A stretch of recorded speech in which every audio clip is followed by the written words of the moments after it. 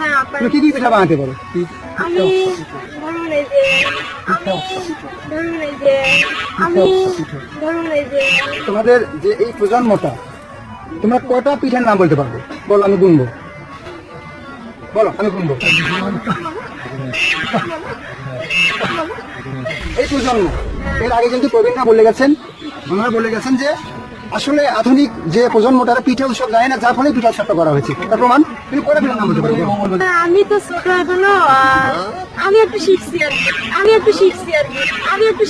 কি, মানে কয়টা পিঠার নাম বলতে পারবে? আমি বলতেছি। নাম বলবো স্যার সাথে হ্যাঁ, বলো দেখি কি কি কি নাম বলতে পারবে। হ্যাঁ, আচ্ছা আপু, আপনাকে একটু প্রশ্ন করি। হ্যাঁ, আচ্ছা, আপনি তো দেখলাম আপনি রান্না করে বলতে আপনার এটা ছবি নিলাম আমি, এটা তৈরি পাটিসাপটা মাছ কিভাবে বানাচ্ছেন আপনি? প্রথমে হচ্ছে আতপ চাল আর সিদ্ধ চাল গুঁড়া করা ছিল, সেটা মিক্সচার করা হয়েছে দুধ দিয়ে, সামান্য একটু চিনি দেওয়া হয়েছে ওটা লিকুইডটাতে। আর তারপর আমি খিসা করেছি, সেটা হচ্ছে দুধ জাল দিয়ে ঘন করে তার ওখানে নারকেল এবং চিনি দিয়ে খিসা করা হয়েছে। তারপর আপনি তো দেখলেন প্রসেসিং করা হলো।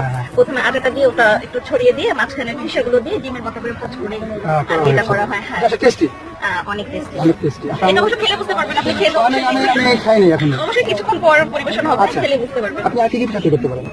আমি গতকালকে করেছি হচ্ছে সবজি পুলি, একটা ছিল নারকেলের পুলি, আর একটা ছিল তিল পুলি। এই তিনটা পিঠা। হ্যাঁ, ওগুলো গতকালকে রাতে করেছি। আজকে পাটিসাপটা, তারপর তো ভাপা চিতই, এগুলো মোটামুটি পারি আর কি। আচ্ছা, ধন্যবাদ। মায়ের কাছ থেকে শেখা। আচ্ছা আচ্ছা আচ্ছা, ধন্যবাদ। তো আসলে এই প্রজন্ম দেখেন, আপনি এর মধ্যে কোনো পার্থক্য